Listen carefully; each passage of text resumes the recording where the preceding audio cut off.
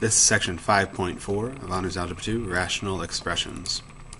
A rational expression is an expression that can be written as a quotient of polynomials, a ratio of polynomials. That's why it's a rational expression.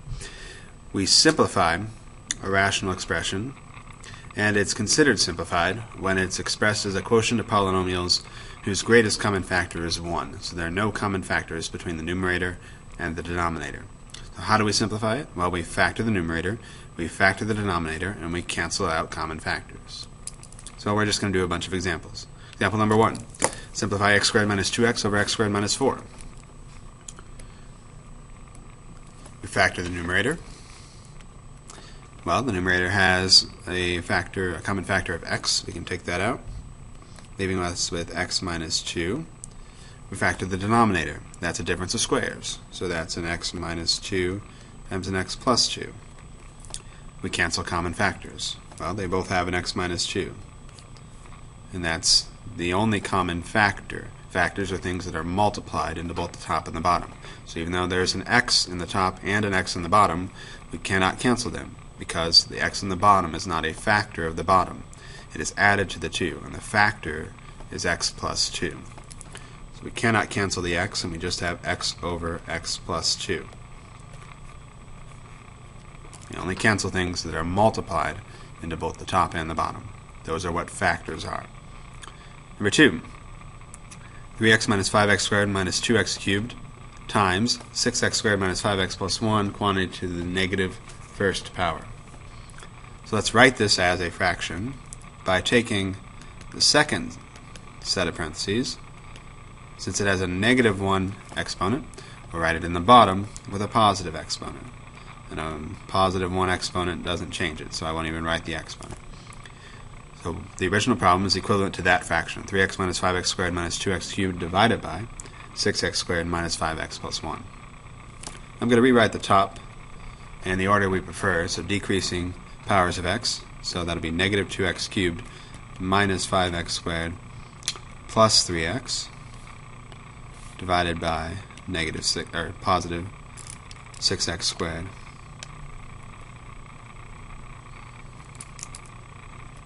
minus 5x plus 1. Okay, factor the numerator. Well, it has a common factor of x. I'll take out a negative x because I like my first term to be positive. That will leave me with 2x squared plus 5x minus 3 because I took out a negative x. And then let's factor the bottom. So 6x squared minus 5x plus 1. I can take the 6 times the 1. That's 6. Factors of 6 that add together to give me negative 5. That'd be negative 2 and negative 3.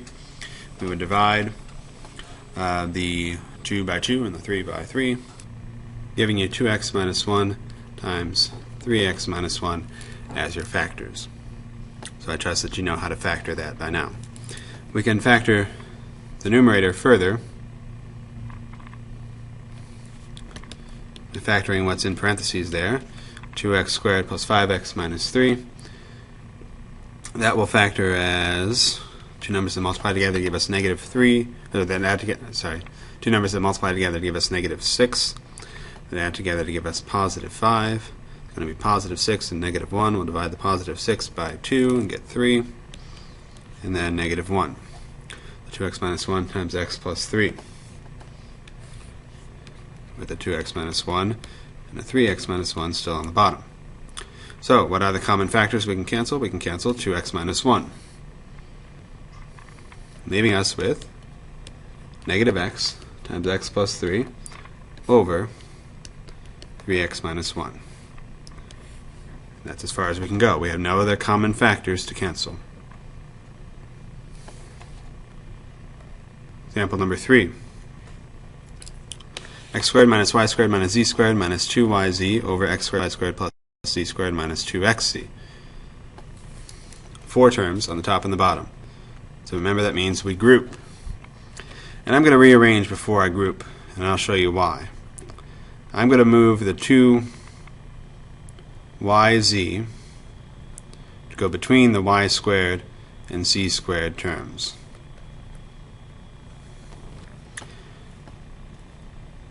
And on the bottom, I'm going to move the 2xz to go between the x squared and z squared terms, and I'm going to move the y squared to the end.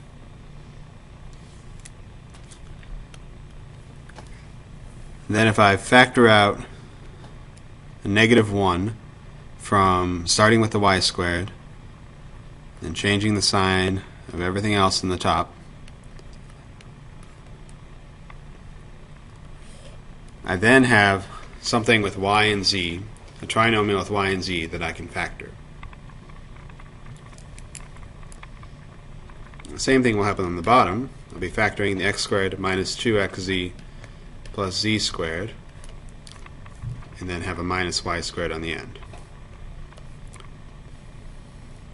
So let's factor those two trinomials that I have in parentheses. If we factor y squared plus 2yz plus z squared, it's going to be a y in each term and a z in each term, and they're both plus. On the bottom, I factor x squared minus 2xz plus z squared. It's going to be an x in each term and a z in each term, and they're both a minus. So that means I can write the numerator as x squared minus y plus z quantity squared. And I can write the denominator as x minus z quantity squared minus y squared. By factoring like that, I've achieved a difference of squares on the top and a difference of squares on the bottom, giving me on the top, with my difference of squares, square root of x squared is x, square root of y plus z squared is y plus z. Now I need to add one of them, subtract the other one, but when I subtract, I'm subtracting the whole thing. So I'm distributing that minus into it. On the bottom, I've got a difference of squares with the square root of x minus z squared as x minus z, the square root of y squared as y. One of them is minus, one of them is plus.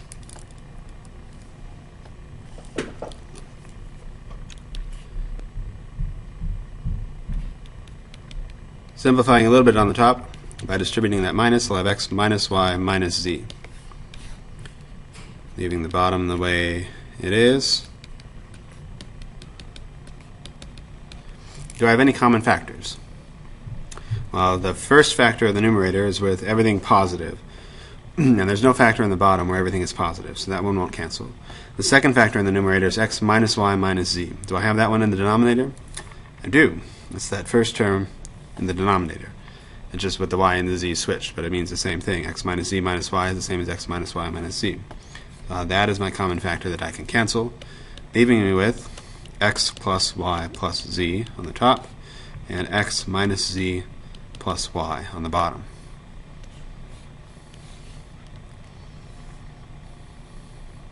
And again, I can't cancel the x's or the y's or the z's because they are not multiplied into the top or the bottom. They are added and subtracted, so they are not factors.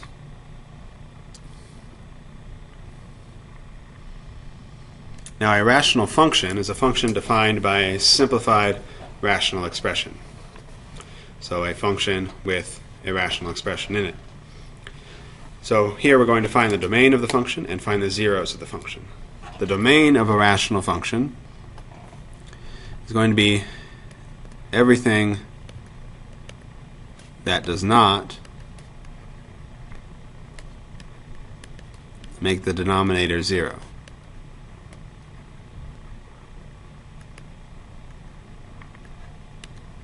We've seen that before. When we have a fraction and we're finding the domain of a function with the variable in the denominator of a fraction, we need to throw out any numbers that will make the denominator 0. The zeros of the function are going to be anything that makes the numerator equal to 0. Because if the numerator is 0, we'll be dividing 0 by some other number. 0 divided by any number is 0, and the function itself will be 0. The zeros of the function are the numbers that make the function equal to 0. Well, with a rational function, it's going to be the numbers that make the numerator equal to 0, because then the whole fraction will be equal to 0, and the whole function will then be equal to 0. So that's what we're going to do on each of these. Find the domain and find the zeros. So that means we need to factor the denominator to find the domain. We need to factor the numerator to find the zeros. So we're going to factor everything. So if we factor 2x squared minus 7x plus 3, that will end up as 2x minus 1 times x minus 3. And on the bottom, we can take out an x. We have x squared plus x minus 2. And we can factor further.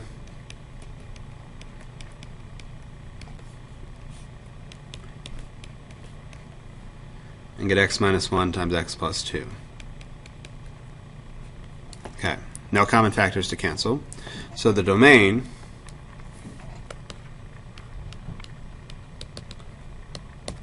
we need to throw out anything that makes the denominator equal to 0.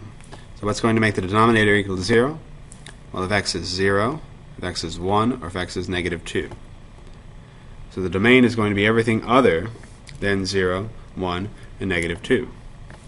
So set of all x such that x is not equal to negative 2, 0, or 1.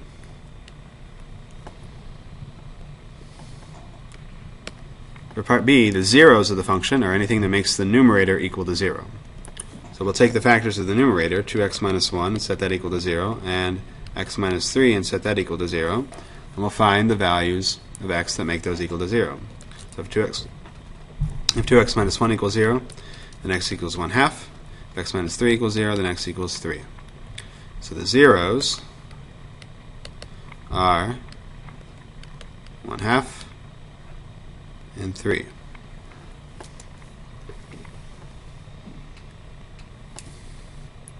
Here's another example.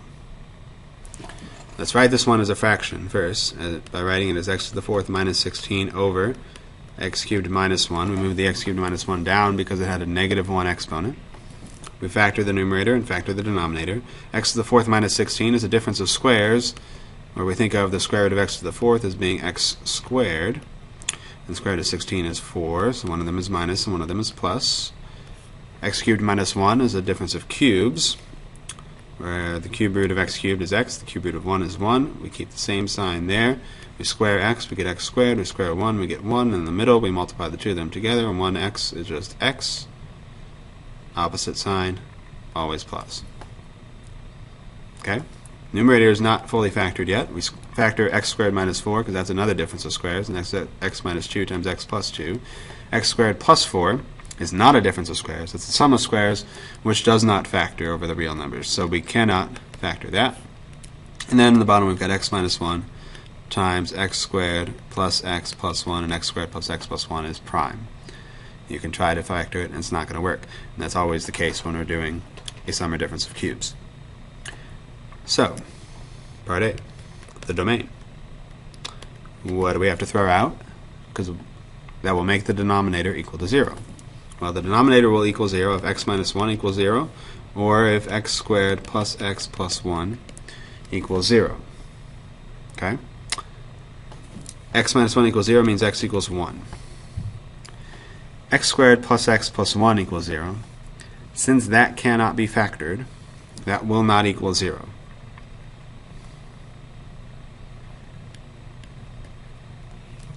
So the only thing we have to throw out of our domain is 1. So the domain is a set of all x such that x is not equal to 1. All real numbers other than 1. Part B, the zeros. The zeros are going to be whatever makes the numerator equal to 0. So we'll take x minus 2, set that equal to 0, or x plus 2 and set that equal to 0, or x squared plus 4 and set that equal to 0. Well, if x minus 2 equals 0, that means that x equals 2. If x plus 2 equals 0, that means x equals negative 2. But x squared plus 4 does not give us anything for x, any real numbers for x, because x squared equaling negative 4 means x equals the square root of negative 4, which is not a real number. So that does not give us any zeros. So the zeros then are -2 and 2. We will do more examples like this in class.